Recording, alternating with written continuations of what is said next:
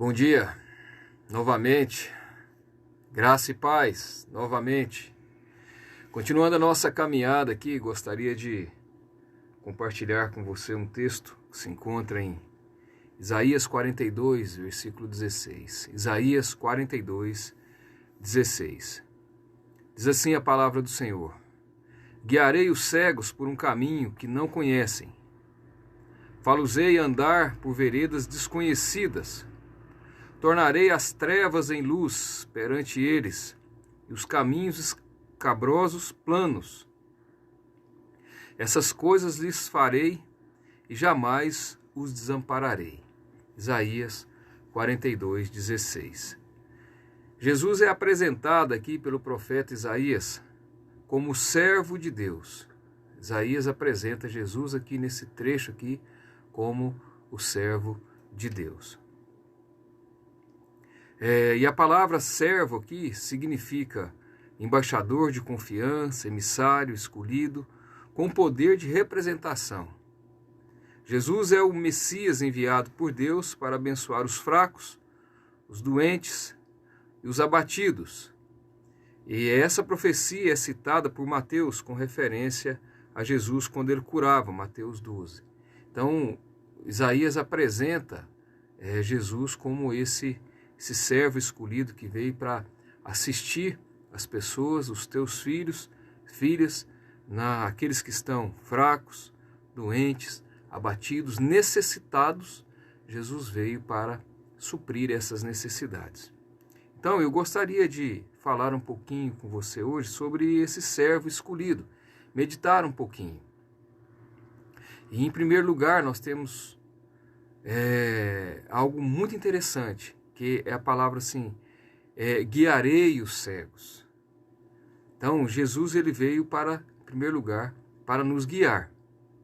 Guiarei os cegos. Os cegos somos nós e a nossa cegueira espiritual. Tá? Interessante, diante dessa cegueira espiritual, eu me lembro de uma história interessante de uma senhora que, depois de uma certa idade, congregando numa determinada igreja, ela perdeu a visão. Perdeu literalmente, idade um pouco avançada, e alguns problemas de saúde, ela perdeu a visão. E sempre foi muito envolvida, desde muito nova, com a questão do trabalho na igreja. E sempre envolvida, liderando o trabalho feminino, quase que todos os setores ali, ela estava envolvida, sempre ajudando. E as pessoas iam fazer visitas a ela. E um amigo pastor, determinado dia, foi fazer uma visita na casa daquela senhora. E ele confessa que a ideia dele era de levar consolo e conforto para aquela senhora, e ele saiu de lá consolado e confortado pelo testemunho de vida que ela deu. E interessante que uma das coisas que ela falou e que marcou muito a vida daquele servo do Senhor foi a seguinte frase: eu precisei perder a visão para começar a enxergar. Olha bem a declaração dela. Eu precisei de perder a visão para começar a enxergar. E aí ela continua dizendo assim: eu feri muitas pessoas. Eu agi de maneiras que eu não deveria agir. Eu prejudiquei muitas pessoas. Eu dei muito trabalho para a liderança da nossa igreja. Eu fui muito intransigente, arbitrária, radical. Então eu precisei de perder a visão para começar a enxergar o tanto de pessoas que eu feri. Então, quando você fala dessa visão aqui, de guiar os cegos, Jesus ele dá essa visão, ele guia essas pessoas que estão nesse processo, nesse estágio. E quando ele vem sobre a vida de uma pessoa, quando ele vem dar direcionamento, colocar essa pessoa nos trilhos, ele vem curar essa cegueira espiritual. E aí eu queria dizer para você assim, que infelizmente, existem muitas pessoas nessa caminhada cristã que estão precisando, literalmente, que Jesus traga para essas pessoas visão, porque não estão conseguindo enxergar, não estão conseguindo ver tudo aquilo que Jesus fez, faz e fará, e tudo aquilo que Jesus significa para essas pessoas que estão nessa caminhada cristã.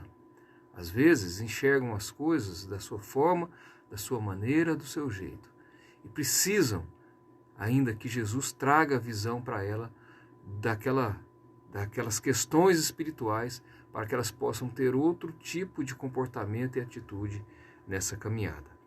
Segundo lugar, ele veio para nos iluminar. Primeiro, ele veio para nos guiar, e segundo, para nos iluminar. Tornarei as trevas em luz. Tornarei as trevas em luz. Ele transforma em luz as nossas trevas.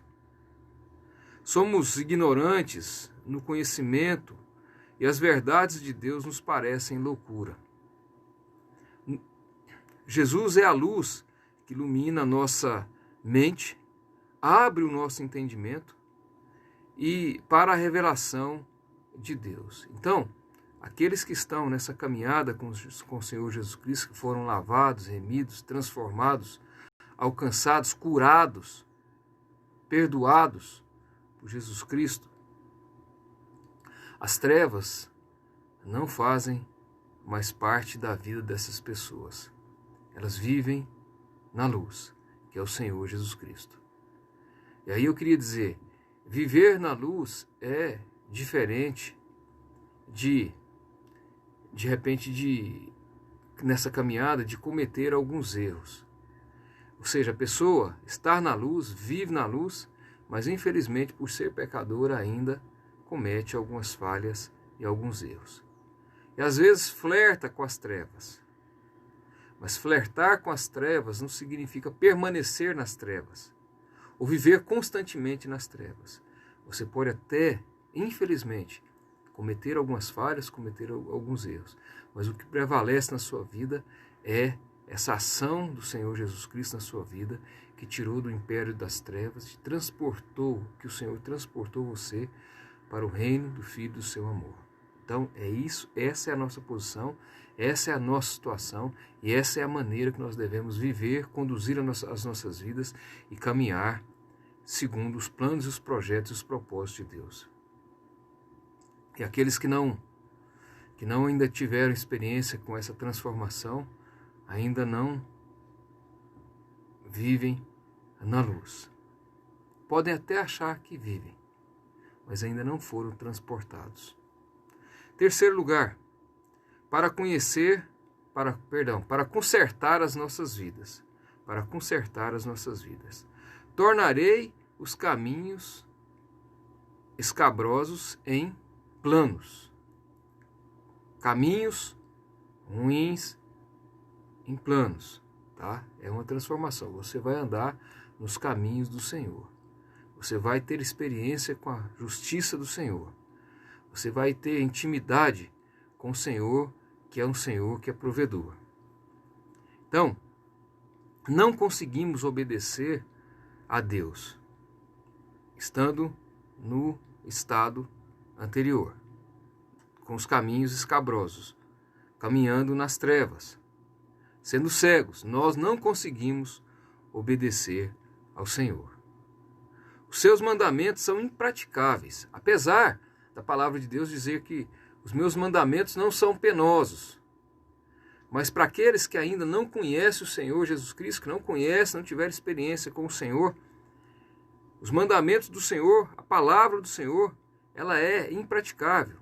Os mandamentos são impraticáveis por causa dos pecados que essas pessoas vivem, são escravizadas pelo pecado. Vida com Deus é vida simples. Só que a dificuldade é que essa simplicidade, ela vem de encontro à nossa pecaminosidade. E aí, alguns têm um pecado ou vários pecados de estimação. E conseguir abrir mão desses pecados só com a ação sobrenatural do Espírito Santo de Deus na vida dessa pessoa. Então Jesus, porém, é poderoso para endireitar a nossa vida torta. E aí já dizia um escritor, Jesus, não é de à toa que Jesus é filho de carpinteiro.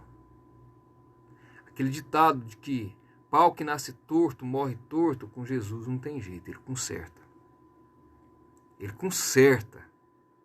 Ele conserta, ele endireita as nossas vidas que estão tortas. Ele faz uma obra completa de transformação.